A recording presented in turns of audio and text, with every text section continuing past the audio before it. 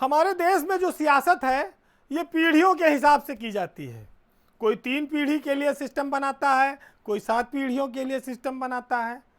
ये सच्चाई है।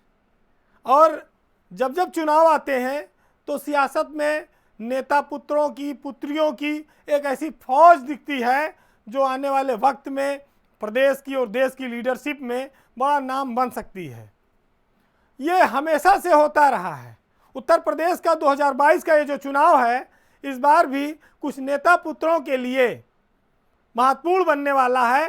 कई सारे नेता पुत्र इस चुनाव में चर्चा में हैं।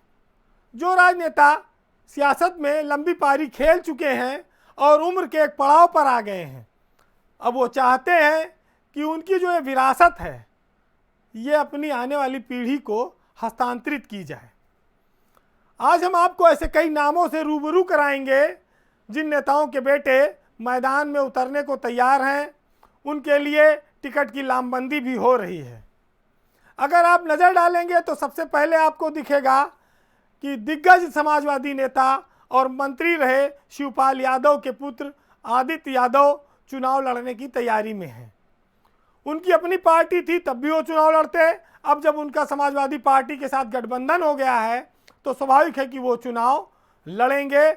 आदित्य यादव के गुन्नौर से चुनाव लड़ने की चर्चा है। दूसरा नाम जो सियासत में नेता पुत्र का उभर रहा है वो है केशव देव मौर्य, जिनके बेटे हैं प्रकाश मौर्य, या आप कहिए प्रकाश भैया, किशन भैया।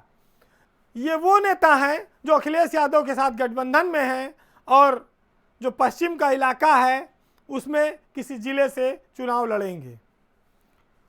ओम प्रकाश राजभर से आप सब लोग परिचित हैं। उनके बेटे अरविंद राजभर भी विधानसभा का चुनाव लड़ने की तैयारी में हैं। एक और नाम आया भाजपा से, रीता बहुगुणा जोशी, जो इलाहाबाद से सांसद हैं और उनके बेटे मयंक जोशी सियासत में सक्रिय हैं।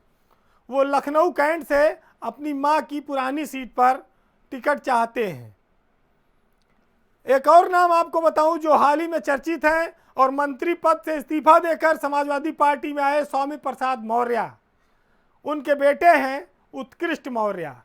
वो भी रायबरेली में ऊंचाहार सीट से टिकट चाहते हैं, यानी कि चुनाव लड़ना चाहते हैं विधानसभा का। बीजेपी की सरकार में जो उप मुख्यमंत्री हैं केशव प्रसाद मौर्य, उनका बेटा योगेश मौर्य भी अब सियासी पारी की समझ रखने लगा है। वो सियासत में आने के लिए तैयार हो रहा है।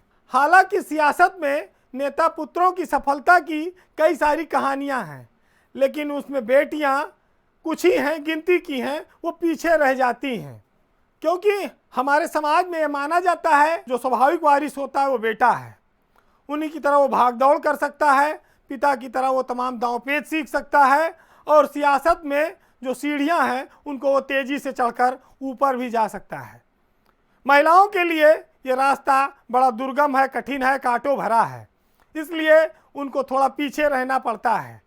फिलहाल उत्तर प्रदेश का ये जो चुनाव होगा, इस बार इनमें से कितने नेता पुत्रों की किस्मत, या कहा जाए नेताओं की नई खेप आपके सामने आएगी या वो चमकेगी, ये तो 10 मार्च को पता चलेगा। चाहे सियासत हो चाहे समाज, बेटे और बेटियां दोनों बराबर हैं। लेकिन कुछ सिस्टम ऐसा बना है कि नेता अपनी विरासत अपने पुत्रों को ही सौंपना चाहता है। बेटियों और बेटों में अंतर ना हो, इस भेद को मिटाया जाए, चाहे वो सियासत हो या समाज। इन हालातों पर एक साहित्यकार ने लिखा है कि जिंदगी के लिए इतना नहीं मांगा करते, मांगने वाले से कांसा नहीं मांगा करते, और बेटियों के लिए भी हाथ उठाओ मंजर, सिर्फ अल्लाह से बेटे नहीं मांगा करते। नमस्कार।